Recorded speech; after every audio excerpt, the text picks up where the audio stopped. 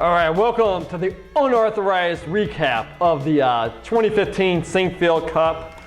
I was up there with these guys for 50 plus hours, spanning 9-10 days, and so I got a lot of secrets I can reveal tonight. Okay, so first game, first round, we have Aronian playing Caruana, or as Mario likes to call him, Corona, right?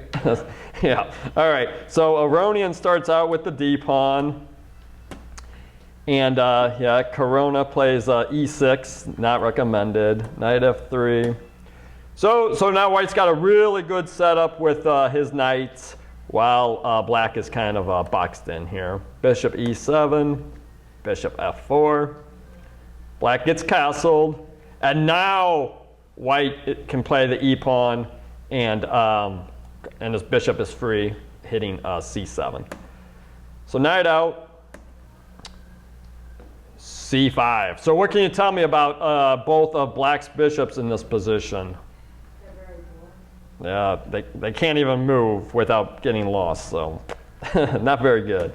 Not very good. So he moves his knight, and you know, you don't want to take it here, because then he'd have you know, a decent pawn in the middle attacking the knight, even though it's doubled. So he just activates his rook. So takes. So you think we're going to take back like that? Nope. Take back with the rook. Keep your pawns all nice.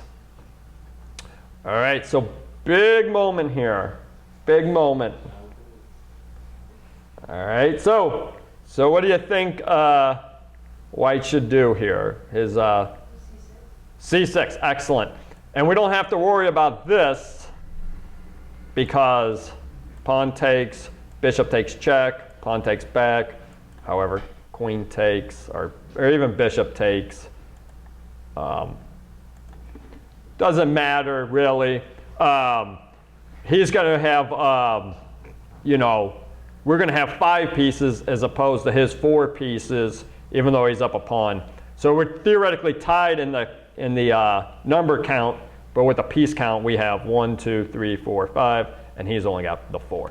So that would be good for White. So obviously Caruana doesn't go into that variation. He simply moves his knight back to F6. Okay. So A3 stops the bishop B4 threat. A5, bishop to D3. You know, aiming at the king side here. So knight up. Now, Caruana's put him to the test again, right? He plumped his other knight on E4 and we didn't take it. You think we're going to do it now? No reason to. We can just retreat our rook back and everything's fine. And now, Caruana plays a very dubious move here. The move F6. Remember, whenever you have a temptation to play that move F6, don't play it. Look for a better move. Like a better move in this position is just simply bishop to D6. You know, you're activating your bishop, putting him to the test. F6, not a good idea. So queen up, and now he's gonna make F6 look like not the worst move because he's just going to keep, well, he found the bishop to D6 here. And then after castle, he's going to play G5. You think this is a good idea for Caruana to be pushing all his pawns in front of his king? The answer is no. In some positions, as we'll see later on in actually this tournament, you know, players actually do push their kingside pawns to get an advantage, even though their king's over there. But in this position, it's just not safe enough. So after takes, knight takes, look at this big line he's got, aiming toward the king. He's got a lot of things cooking here. So he's going to play rook to E1. It looks like a very passive move, right? Like, this is not even a semi-open file. But, you know, he's going to eventually play E4. And when he does, he's going to be in a lot of trouble. A4, knight back. So now, black plays the move D5. So this is Aronian's time to strike with E4 here. And now they play F5. So now, all of a sudden, things have gotten really interesting. Luckily, white's king is safe. Black's king isn't. So now, there's a lot of options, right, that what white can take. He can take the D pawn, the E pawn, or the F pawn. Bottom line is, we got to get our E file open. I would probably take this pawn, but I guess he was thinking that might happen, and then the E file would still be closed. So white actually plays the move F3, which is totally different than F6, okay? It doesn't have all the drawbacks. So after F3, especially because, as you see, black does not have a dark squared bishop, okay, where white does. So this could be a big burden on black later on, as we'll see. So F3, maybe not the best, but he takes, and now in this position, you know, I don't know. So he plays rook A5, and so now he's got to get that E file open. So he just takes the pawn, some knight takes, and now he delivers the check, all thanks to having that F pawn moved. So king up here, and now we might have some exciting moves for white. Does anybody have any idea what white should play here? Obviously, we can't play queen takes pawn check because that rook is covering the pawn. If you look at all four of your pieces for white here, or five pieces, right? The rook, the queen, the knight, the rook, the bishop. Who do you think is doing the absolute least in this position of those four pieces? The knight, right. He's not protecting anything. He's not attacking anything. He's just sitting there. Okay, so now, where do we want him to go?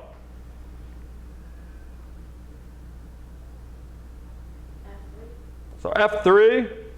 F3 is not a bad idea because it looks like, hey, I'm forking this pawn and that pawn. But E4, it just has a lot more bite because you see in this variation, you're attacking a lot of his squares in his territory as opposed to just two when you're on F3. When you're on E4, you're attacking 1, 2, 3, 4. Obviously, the big two we're aiming at is F6 and G5. Okay.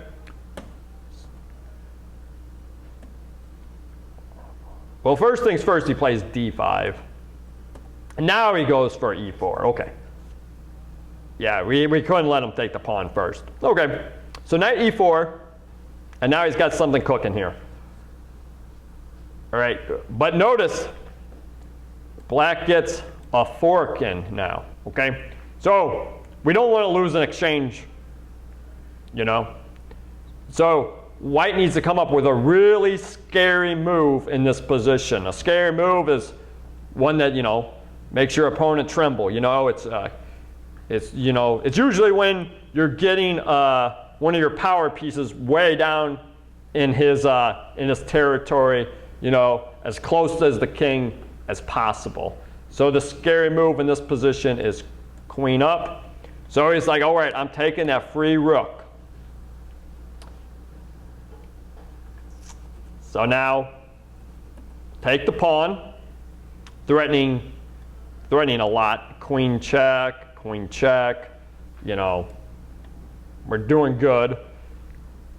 So, do you think you should take our other rook? Probably not. Probably that would lead to checkmate. Okay.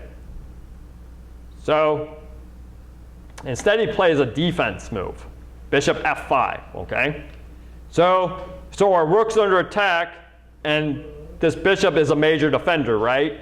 So let's just attack the bishop. So he protects the bishop. So notice, what can you tell me about this rook? It's undefended, right? So he could just take it.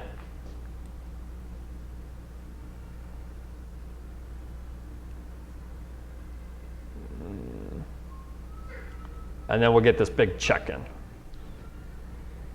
And because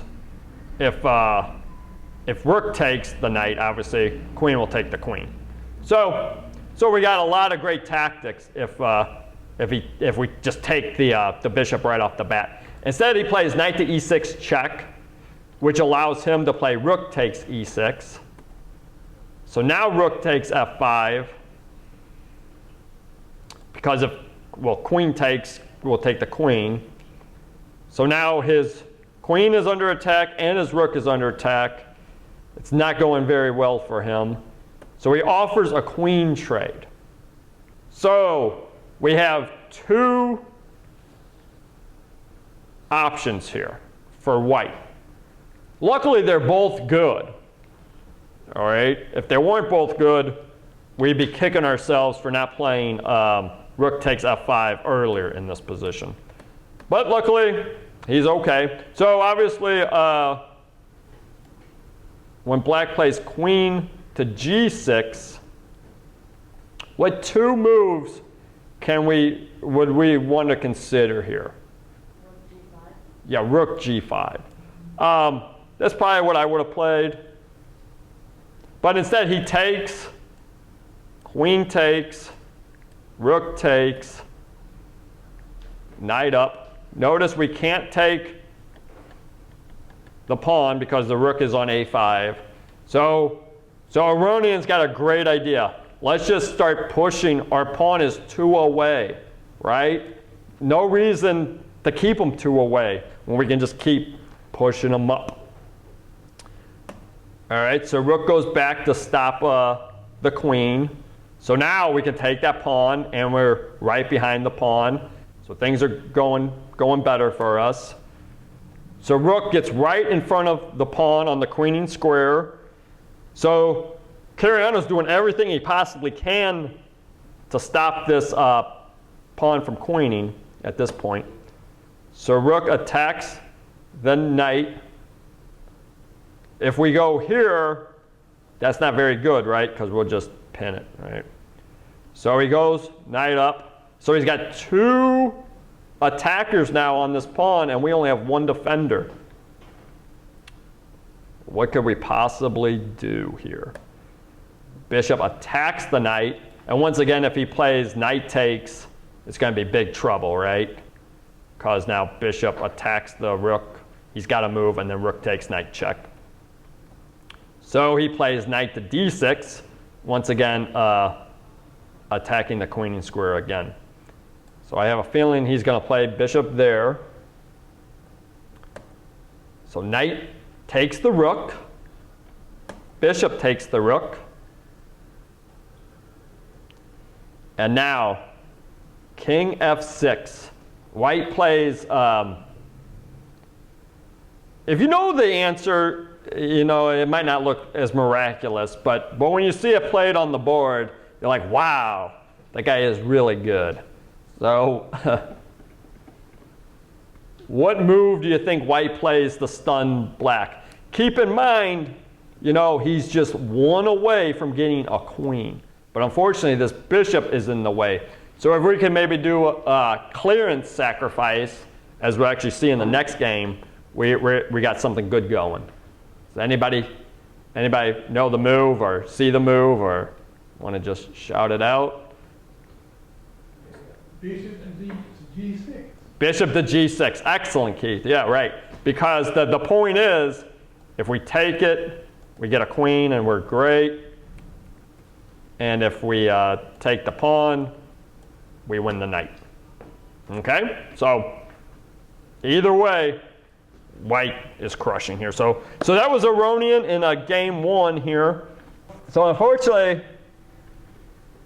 Caruana started out 0-1, and then he had to play the world champion in the next round. Okay? So So let's see if he does any better in this game. So bishop b5, right? And after a6, you know what I recommend here. Just take the knight. Like I wasn't bluffing. Give him double pawns, play h3, and then get castled, you know? That's how you really should be playing the Ruy Lopez. Unfortunately, as we'll see, after a6, he plays bishop a4, and then, you know, just count up how many moves he makes with this bishop throughout the game. And obviously, Carlsen is getting free moves in, like with b5, and now he has to play a3, one, because he doesn't want b4 to be played, and now, so his bishop can retreat to a2 if black ever plays knight to a5. So they're moving the knights around a little bit. Probably the best thing to do is just cut your losses and play bishop takes knight in this position. But instead he goes back to a2. So just too many bishop moves, you know, by Caruana. I mean, that's what happens when you play bishop b5 and don't take that knight. You know, if you play bishop a4, you know, you're lucky it doesn't get trapped. All right, so knight takes, queen takes. All right, so now this bishop's actually doing something, okay? He's on the same line as the queen, but Carlsen really doesn't seem to mind. All right, protects. So he tries to break it open here. Takes. Right, f5. So now h4. So this is a pretty interesting maneuver by Carlsen here. So he attacks the rook, okay? So now the rook attacks the bishop, okay? And he's got a really cool way to protect this bishop. Notice the rook is on the same file as the bishop. So he takes the pawn, and now the queen is under attack, right? So when he takes back, all of a sudden, rook is protecting the bishop, okay? And now, well, we got to watch out because our queen is now under attack as well. So obviously Carlsen sees it and he moves the queen. So g3, king f8, bishop back now, a4, b4. All right, so they're moving some pawns around, king g8. Bishop attacks the pawn, but it's protected by the bishop and the queen. So rook up. All right, rook to b4. This is the only, I guess Carlsen saw further than I could ever see. Because if you know, somebody attacks your pawn, right, you probably want to try to either defend it or make a threat greater or equal, like play queen to d8. So if rook takes the pawn, right, we'll get the a pawn. But Carlsen's like, I'm going to get that pawn back. Don't worry about it. So he just moves his king. So rook takes. So g6, pawn takes. Queen to b3. So now notice the knight's under attack, but Caruana's got two men aiming down at the bishop. So he's like, all right, I'll save the bishop with bishop c6. And so he saves the knight. And look, he got the pawn back, okay? So I guess he knew what he was doing all along here. So this is a really interesting time control for the Sinquefield Cup.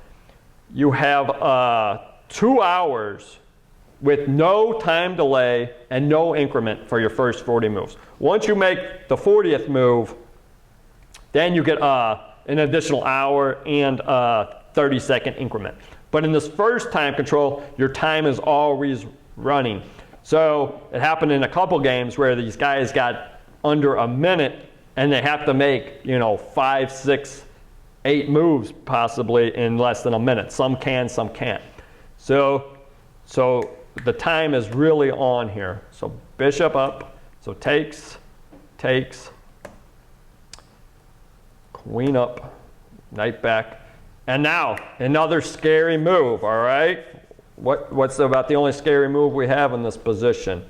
Just queen f3, you know? It attacks a rook. Your queen is, you know, just a knight throw away from getting the king, so it's getting good. So if he's not careful here, he might just lose. So unfortunately, with he had about 10 seconds here, Caruana did, to make 2 moves.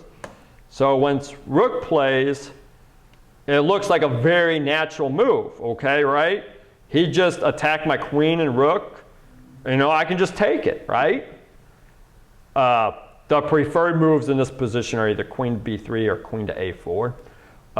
But after he takes and rook takes, he's in a lot of trouble, huh? His queen is under attack, and thanks to that scary move earlier, queen f3, we're also threatening check the mate. So unfortunately, he made the 40th move in the nick of time, but unfortunately, it was not the best. So even the top grandmasters, when they're in time trouble, can make serious errors. Okay, so at this point, Caruana resigned. So here's Aronian playing Anish Giri. Both of these guys had the exact same strategy going into the tournament. Just don't lose games. Because neither of them lost the game, but Aronian did it a little better because he got 2 more wins than Giri had wins. So Aronian finished with 6 points, while Giri, even though undefeated, only finished with 5. All right, so Aronian's got the white pieces. Start out c4, the English. And, you know, they bring out the knights.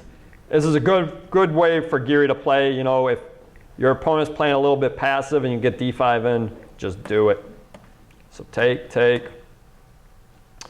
You know, in this position, you know, the knight's attacked. The bishop is coming down on this knight, you know. Instead of making it complicated, you know, just move the knight out of the way, you know. Castle. So now Giri wants to get castled as well. And so h6, a3. So bishop up, knight up. So he's kind of tempting, as we've seen in the other games, Aronian is kind of tempting Giri to play f5 and push his kingside pawns up. And Giri, he decided he's going to play more solid. He plays knight to d4 in this position instead of falling for moving the f pawn and getting it. So this is the reason why I showed you guys this game. It's a very interesting thing he does. So queen f4, so bishop takes f3.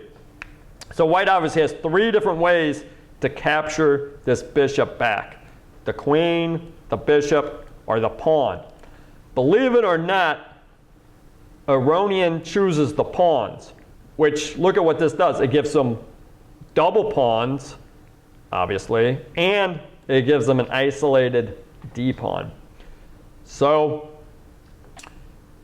the only way he should be able to do this, because obviously it can't be right, is if you think ahead.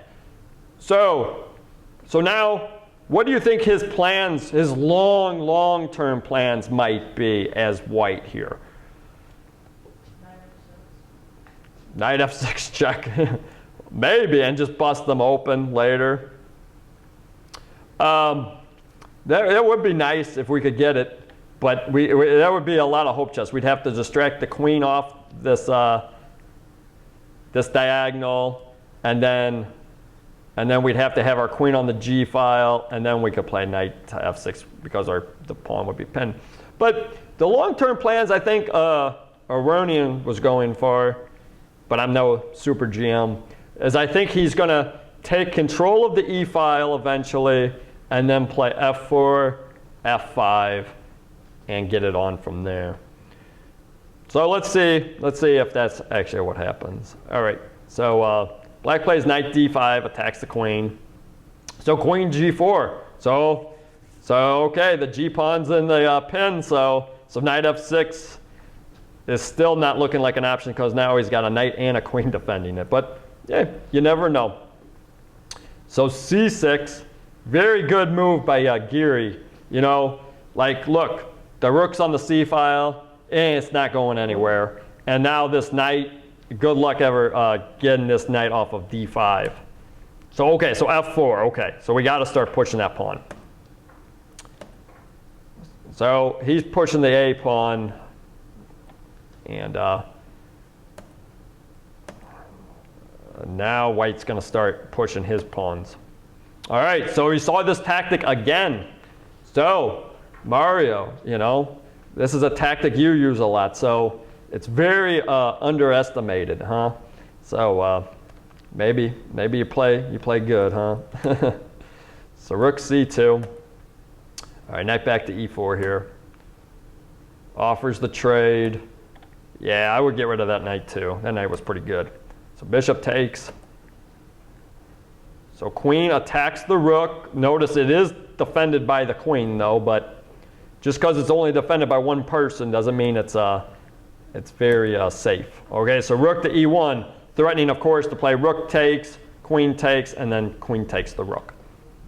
So obviously Giri is going to see this. He'll take, queen takes, moves his rook back, and now obviously what move does white make to give him at least a little advantage? So rook c5. Well, rook c5 unfortunately would not be good because it'd be in the same line as this bishop. But it is a rook move. Which file do you think we're after here?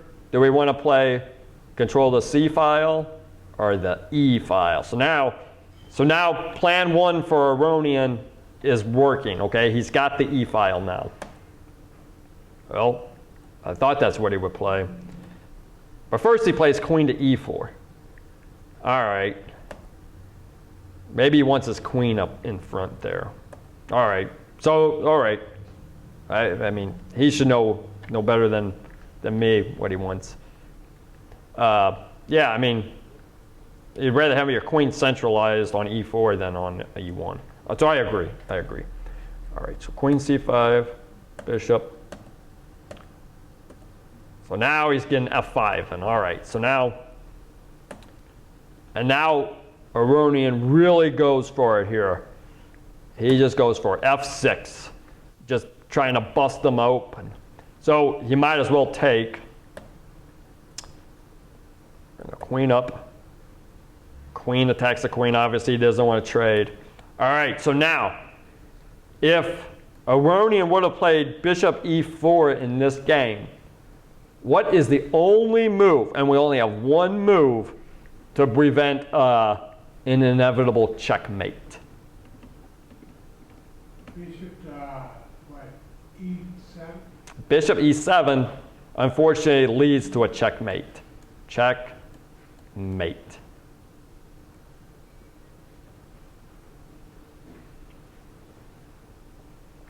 But it was a good try. I mean, bishop to g7, yeah. Much better. Because after check, the white queen has nothing to do. He's got everything covered. But Aronian didn't play that. Instead, he plays rook back to c2, giving up the e file. And obviously, Aronian does not want to straighten up his pawns. In fact, he'd rather have his own set of double pawns than to repair his. F5 stops him from playing F5, and they get it, and it's like, all right, the position's equal. We'll just call it a draw. Okay. So now we get a Nakamura game, okay? He played Wesley So, the battle of two top 10 Americans. And It didn't disappoint here. It didn't disappoint. Nakamura has black, and we'll see how as Nakamura, we'll even watch from his perspective, how he wasn't afraid to push his kingside pawns because there was a good situation for him to do so. So in this position, I would play f3 here actually, and followed by bishop e3, queen d2, and I'm going to play h4, h5, bishop h6, and try to get you. But Wesley plays knight f3. Right, so castle, bishop e2, kind of passive, e5. When I'm playing white in this position, I always want to play d5 whenever they play e5. That way he cannot get any counterplay in the center. Wesley's actually, well, obviously playing it different than I would. I would not want to be castling kingside. So I guess in this variation it's okay how he plays it.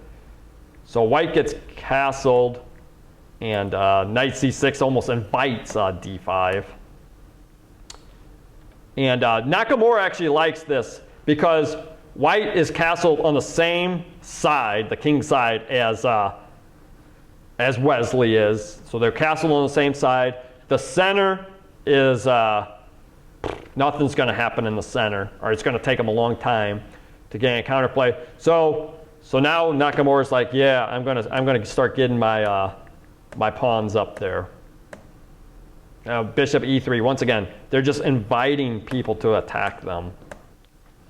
So g5. Notice in this position, even though the f pawn's been pushed to f5, mind you, not f6, there's no way white can get any kind of checks in here. So now Wesley's trying to break open this, get something rolling on the c file. Nakamura is relentless. So the idea of knight to b5 is like, okay, I want the c file, you know, for my rook, not my knight. But I mean, it's just, you know, now your knight's on a3, but you do have the c file open for you. So hope it was worth it.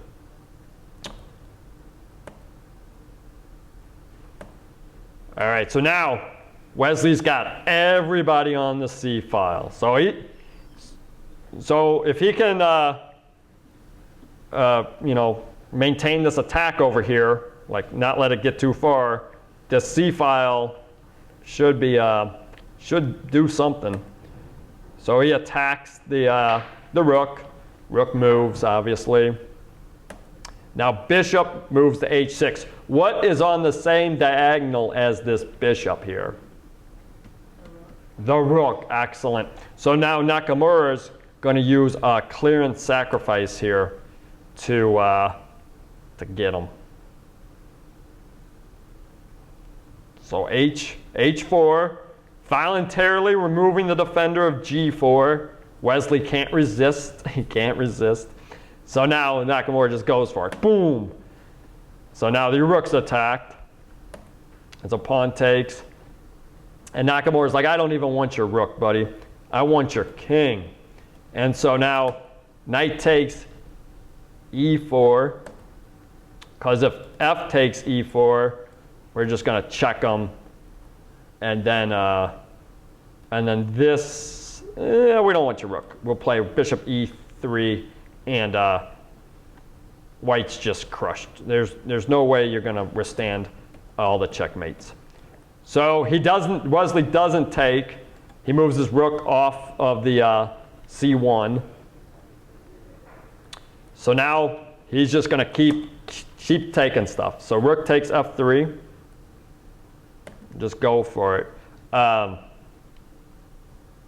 Obviously, bishop takes f3 would just be very, very, very, very bad. Okay. So instead, he's like, okay, I'll take your bishop on d7.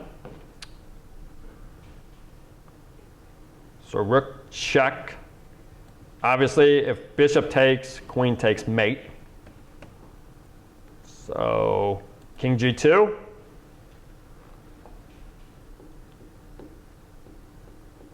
So now bishop to e3. White decides to defend with bishop to g3. So obviously we can just take it. So he takes it. Rook takes the rook. And we got a knight check. King up. We got to keep checking. Well, he decides to go for the discovered check here. So you would not want to be white in this position. Your king can't move, and he's about ready to get discovered checked. So you can just hope for the best. Attack the queen. Knight takes check. King up.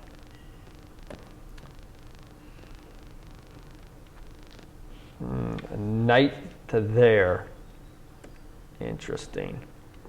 So he decides to protect with knight up. Protecting h3. So let's see.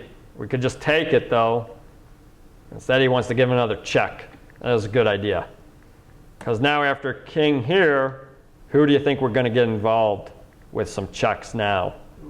The rook. We better. All right, rook f8. Now notice queen to h7 is not checkmate because the rook protects. So, is there anything we can do?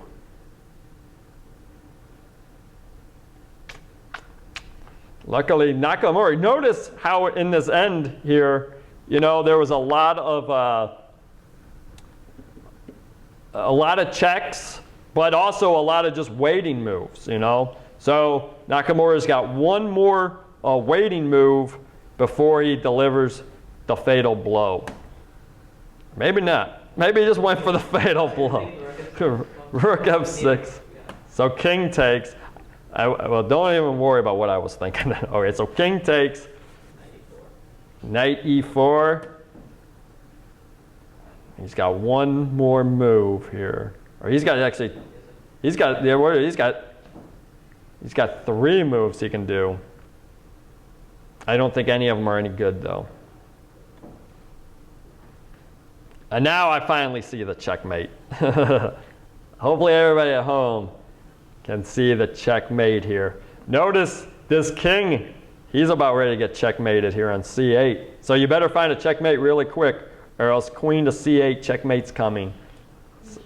Queen g5, excellent. Yep, the king is stopping all the king from going there. Yep, so that was Nakamura's cool win. He finished tied for second place with Carlsen, Giri, and a couple others. All right, so did everybody want to see Aronian's big draw at the end? Whenever you're playing in a tournament, it's very, very good to read the cross tables, know who's in your section, know how many points you need. Aronian knows all he needs is a draw to clinch the championship. So guess what? That's what you should be going for. You can worry about your rating points later and everything. You know, if you go to the tournament, you're not going there to go 9 for 9. You're going there to win first place, to get 75,000, to get all the Grand Prix points. You know, Grand Chess Tour. Yeah, Grand Prix, sure. You got Grand Chess Tour points, yes. All right, so Aronian actually has the black pieces against Topalov here. All right, so all he needs is a draw. So check, queen's attacking the bishop and the king, so knight c6 is the only good move. Attacks the bishop, check. You know, no reason to move your bishop around 100 times in the opening. All right, so he gives him double pawns here. Yeah, excellent. In this position, Aronian went for it. You know, his pawn was attacked twice. b5 attacks the queen. He's not afraid. a6, e4. Okay, so now Topalov's getting a big center here. All right, so the bishops are both fianchettoed. And now, white got castled here. What do we do as black? Do we dare castle? And if we do dare castle, which way? To the left. The king side or the queen side? King side, yep, that's what he did. I guess he figured his knight could fill the role of a pawn if need be. And he could always play h8, rook g8 for even more defense. So even though you have an open file, if you can get enough players to act like pawns, maybe you can try it. Yeah, if I was Topalov here, I would have played f4. But he didn't. All right. You got to go for it.